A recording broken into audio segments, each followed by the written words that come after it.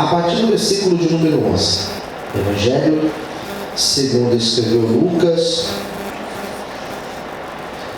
Lucas, capítulo de número 15, versículo de número 11 a seguir. A palavra do Senhor nos diz assim: E disse: um certo homem tinha 2 filhos. Tinha quantos filhos?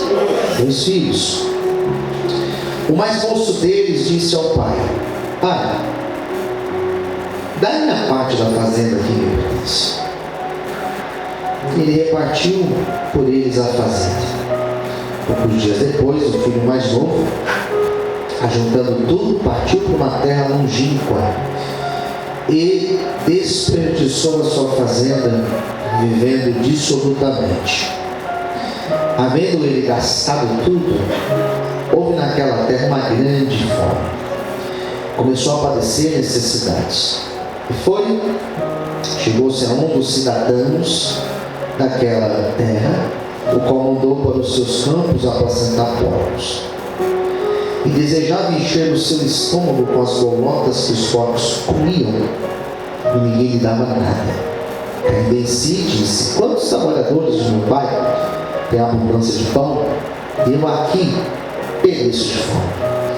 Levantar-me-ei e irei ter com meu pai, e direi: Pai, pequei contra o céu perante ti, já não sou digno de ser chamado teu filho. Faze-me como um dos teus trabalhadores. Levantando-se, foi para o seu pai, e quando ainda estava longe, viu seu pai, se moveu de íntima compaixão, correndo, lançou-se-lhe ao pescoço e o beijou. Vamos orar? Convido você a fechar os teus olhos nesse momento, no seu lugar, cubra a sua cabeça.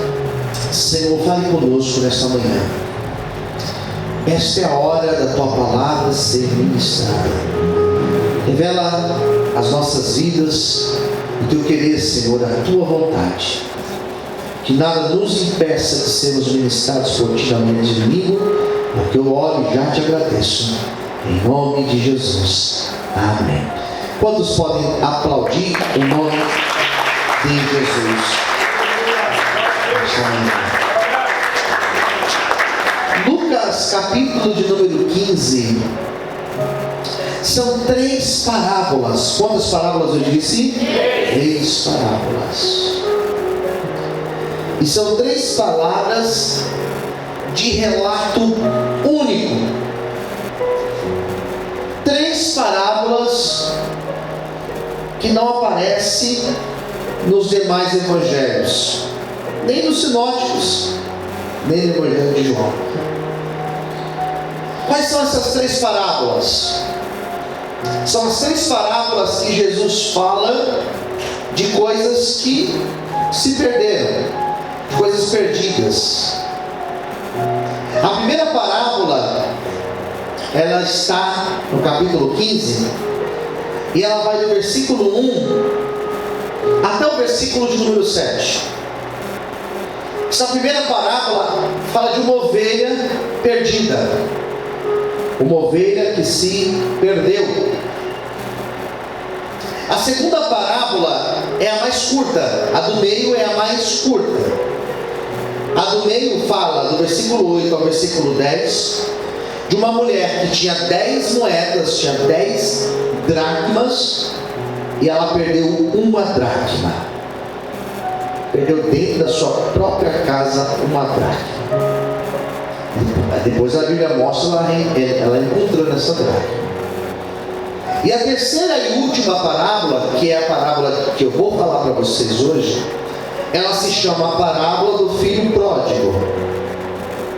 É a parábola que mostra um filho que se perdeu. Um filho que estava com seu pai em casa e se perdeu. Depois ele voltou. São 3 parábolas, são 3 relatos que Jesus tem a mesma intenção. A ovelha se perdeu, ele tinha 100 ovelhas, um pastor perdeu uma, foi atrás e encontrou e fez uma festa por ter encontrado. Segunda parábola, uma mulher que perdeu uma dracma, achou a dracma comemorando com as suas amigas e com as suas vizinhas o reencontro da sua dracma. E a terceira é de um pai que perdeu o seu filho, que foi embora, e esse filho volta, e ele fez uma grande festa para celebrar a volta do teu filho. Jesus vai fazer uma festa na tua vida hoje. Diga para quem está ao seu lado: Jesus vai fazer uma festa na tua vida hoje. São três histórias. São três histórias, parábolas. Não é que elas aconteceram porque Jesus usava de parábolas para contar ou para explicar lições profundas. Ao falar de salvação, ao falar de recuperar o que se perdeu, ele contou três parábolas, três exemplos. E das três, a mais extensa para pregar é essa aqui, última, que eu vou começar hoje. E é por isso que eu vou usar 3 domingos. Estou tranquilo porque eu vou usar 3 domingos para pregar, porque é difícil pregar num dia só.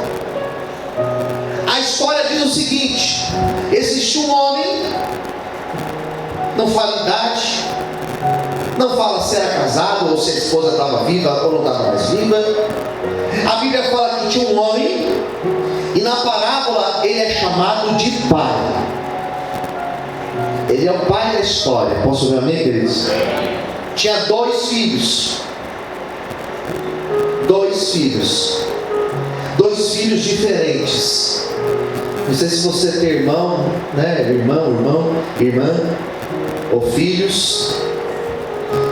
Os filhos são diferentes. Eu e meu irmão, nós somos parecidos, mas totalmente, completamente diferente de jeito, de forma de viver, de pensamentos. Somos totalmente diferentes, totalmente. Era assim. Ele tinha 2 filhos. Os filhos também não aparece o nome deles. A Bíblia chama de filho mais novo e filho mais velho. Eu sou o mais novo lá de casa, né? A parábola conta de 2 filhos, mais novo e mais velho.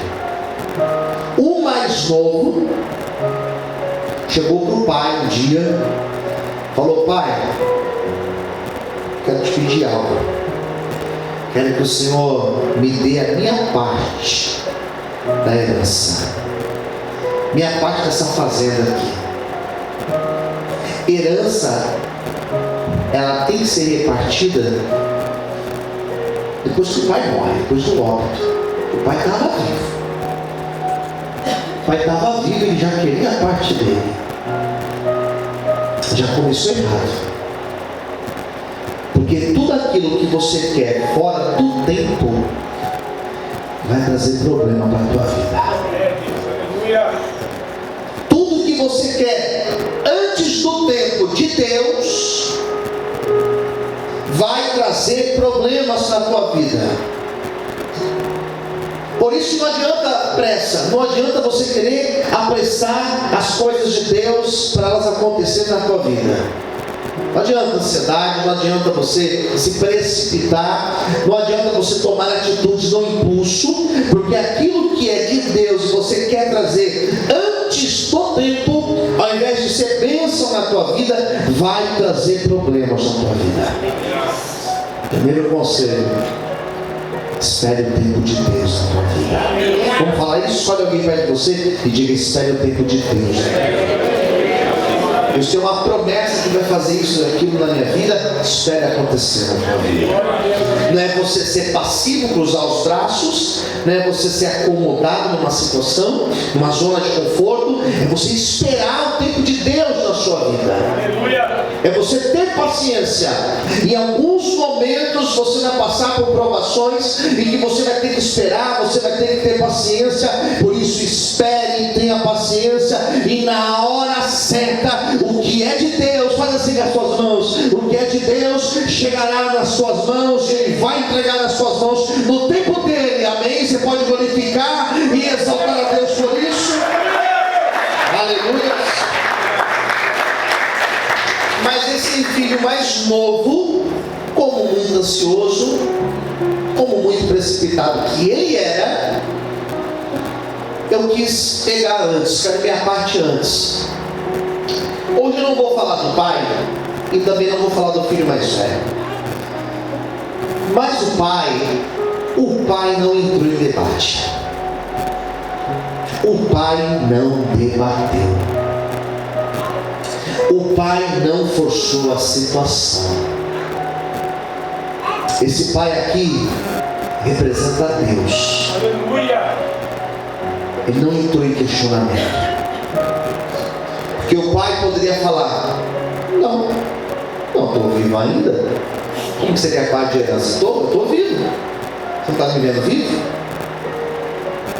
Mas o pai, eu vou falar sobre o pai nos próximos dias. O pai, ele pega a parte dele e fala assim: filho, se é isso que você está pedindo, está aqui a tua parte. E esse filho mais novo, quando ele pega a parte dele, toma para si a parte, ele começa a fazer vários planos.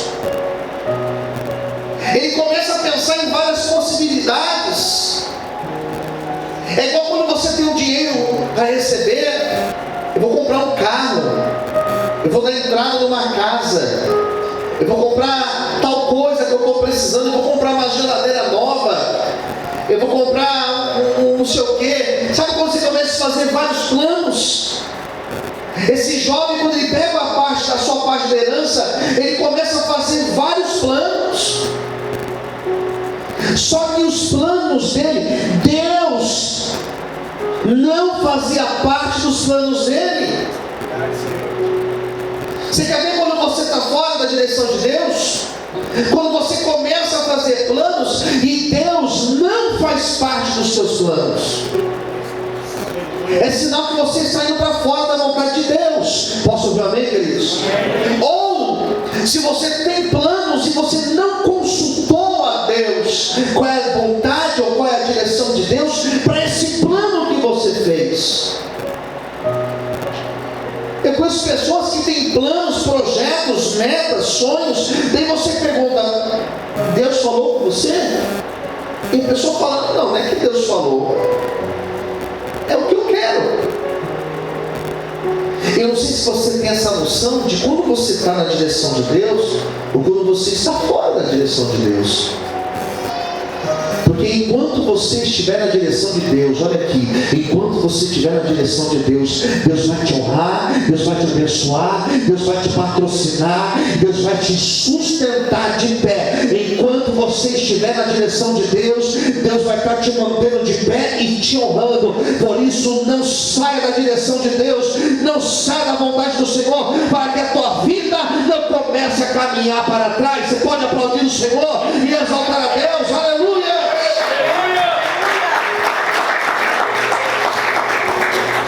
Às vezes, algumas pessoas chegam para mim, já aconteceu, às vezes: pastor, por que você não faz assim?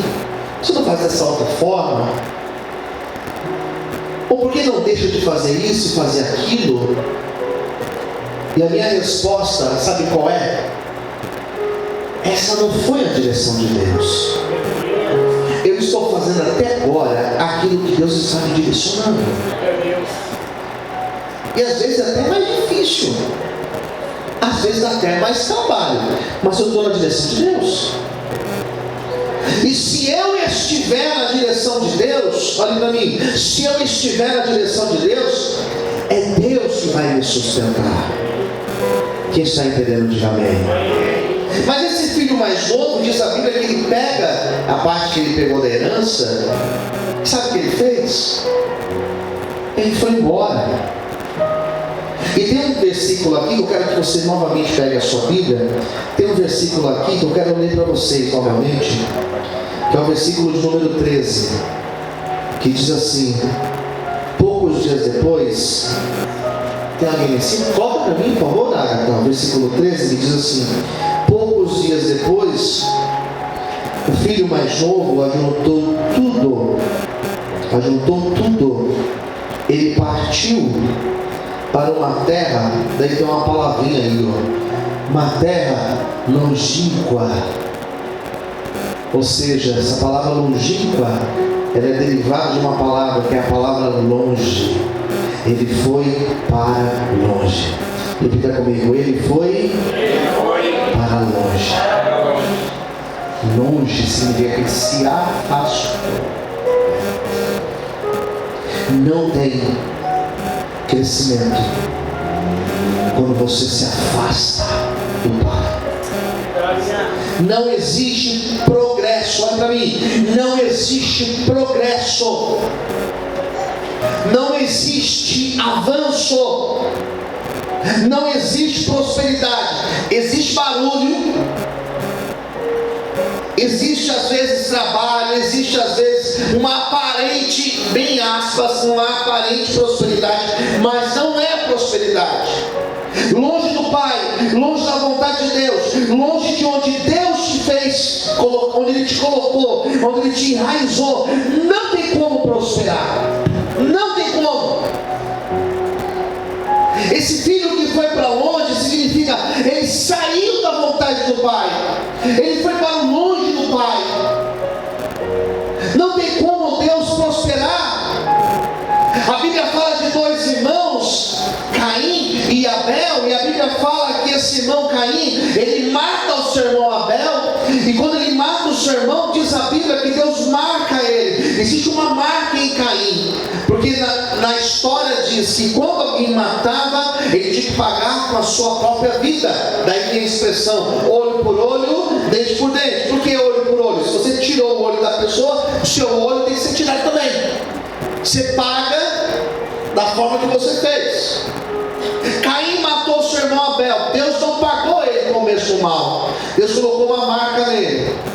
E aquela marca significava, Deus, ao invés de tirar a vida dele, que Deus poderia ter feito isso, Deus deu uma nova chance para ele. Então a marca de Caim, quem olhasse para ele diria, não é que ele é um homicida, diria assim, Deus podia ter matado ele, mas Deus deu uma nova chance para ele. Quem entendeu, diga amém. Caim se afastou e foi para longe. E é por isso que Caim não viveu o mesmo de Deus na vida dele. Poderia ter recomeçado, mas ele escolheu ir para longe. Esse filho mais novo pegou as coisas dele, foi para longe.